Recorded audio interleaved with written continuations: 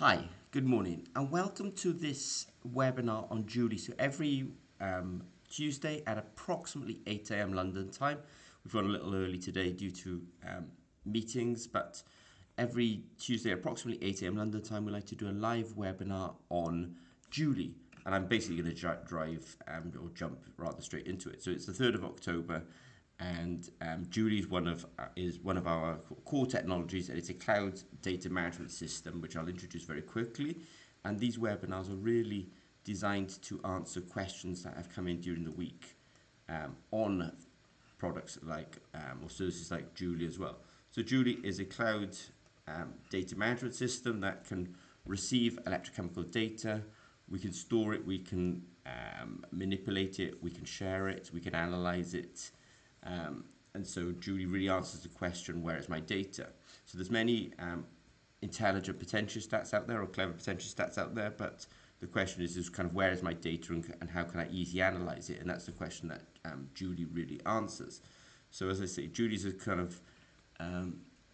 is something that we use day in, day out at ZP.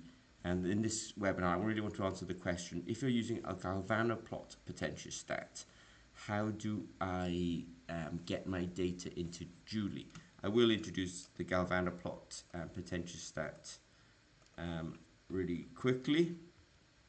So the background to this is the GalvanoPlot potentiostat. This is something that is available on the ZP website. In a minute, you will see a link jump up. So it's a third-party potentiostat, but it's something that we offer at the ZP website.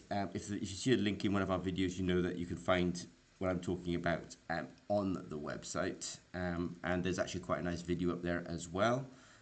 So the potentiostat is a small USB potentiostat that goes into the side of a laptop and gathers, let's say, electrochemical data. And the question we're answering this week is, how do I get that data from the instrument and into Djuli? So Djuli is a repository that's able to receive electrochemical data from Anapot. So Anapot is a brand of potentiostats from ZP. Djuli can receive data from Emma. Emma is a brand of potentiostats from ZP. Obviously, there's GalvanoPlot potentiostat as well, PalmSense, and also Autolab / Metro / DropSense. These are all, well, one of them's a brand and two of them are companies, but they're all under Metrum these days anyway. So there's lots of potentiostats out there, but Djuli's probably the only system that can actually receive data from any of these systems, and also open source potentiostats as well. We're very open to people putting data up into Djuli from their sort of homebrew potentiostats, if I can put it like that. So let me go forward slightly and say the first thing I'm going to do today is, you've kind of got this potentiostat, this GalvanoPlot potentiostat. You've gathered your data in its current configuration. It's giving out files in the file format GPE. First thing we do is rename them a text file, which I will cover in a live demo at the moment. But if we import the text file as it is, once we've changed the file suffix to txt, if we import it, we get something I understand, because what I'm looking at here is the waveform that the potentiostat has applied. So it's gone from minus 1000 millivolts to 1000 millivolts, and then we can see the current changing accordingly. So it does make sense. It's just not the classic way, if I can put it that way, that people are expecting to see the cyclic voltammetry. And actually, I find that the view quite useful actually. And the classic kind of way would be, something like this. So the question I'll answer is how to kind of manipulate the file so that we actually do get something that's kind of more classic, like, let's say, like this. So this will, and so the way we do it is, we go into the file. Once we open up the text file, we go into it, and I delete the first row, and I just leave myself with 2 rows of data, the voltage data, or the potential data, and the current data. Once I do that and then import it into Djuli, Djuli's got some intelligence behind it, so it knows what it's looking for. It's looking for a file with 2 columns of data. If it thinks it's voltammetry, it's looking for a file with 2 columns of data, one of which is potential and the other which is current. So in the GalvanoPlot software, they give us the third column, which is kind of like an index of numbers, which probably tells us, sort of this is potential and current, this is potential current, this is potential current. And I delete one of the columns and left with just two of the columns, which I identified as being the potential and current. I have made a video on this already, actually, and I put it up yesterday, and I'll probably link to this video underneath anyway. But this was a video that I made and posted yesterday. Hi, this is and I'll just silence that. It was easier just to do that. So you take the software, sorry, first thing you do is I've got a file here, a GPE file from GalvanoPlot, and the first the first thing that we did is we actually changed the GPE file to a text file. So I just did it using Windows Explorer. I just sort of right-clicked on it, looked up the rename function that I could find, and simply changed the file name to a text, so txt.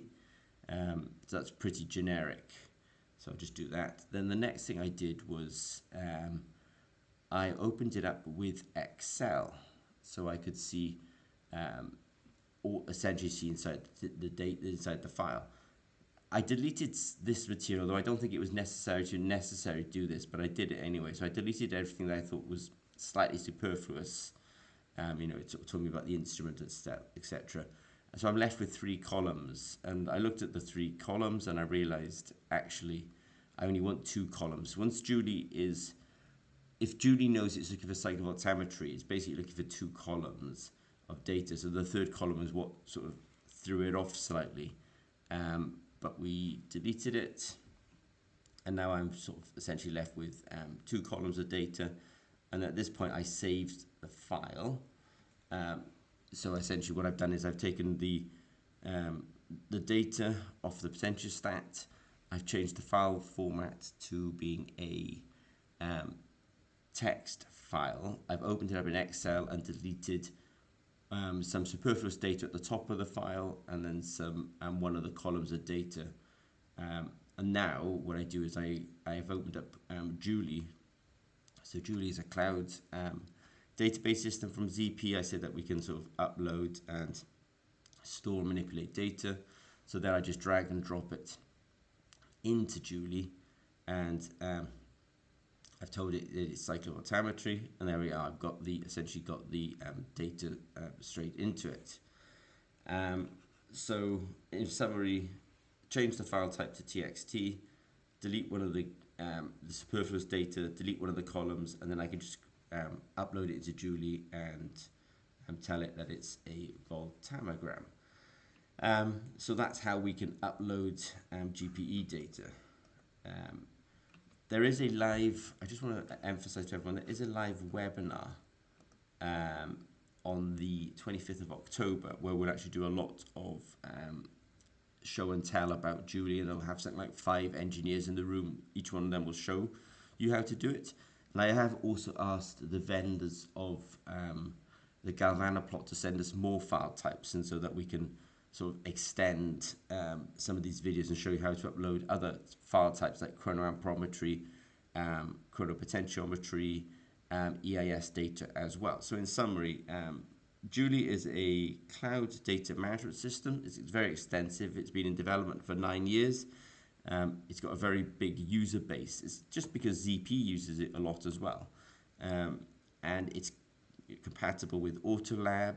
If you've got questions about that, let us know. It's compatible with PalmSense. If you have questions about it, let us know. It's compatible with GalvanoPlot. If you get stuck, let us know. It's compatible with Anapot and Emma. And also, if you're doing open source potentiostats as well, please let us know. And then if you want to, here in this webinar, I've only focused on uploading the data, how to convert the file so we can upload it. And just out of interest, our engineers are working on actually just uploading the native file. But for that to work, we kind of have to have some sort of rigidity that the vendors don't change the file formats so much. though we can keep up with them. But we will do more videos on this. I've asked them to send us more data, and if they do, then we'll do more data around it. And then this video's just really been about how to upload the data. Do attend the webinars on the 25th of October to kind of see the full functionality of this software. Again, I'll put links underneath the video. Make sure I just do that after this has gone live. So I want to say thank you. So if you've got any questions with ZP, don't hesitate to reach out to us. Again, I'll put this link under there, especially around Djuli, and we'll be doing a live multi-engineer webinar once a month on Djuli, and we'll be doing these weekly webinars answering questions as well. And if you have any questions, don't hesitate to reach out. Okay, thanks very much.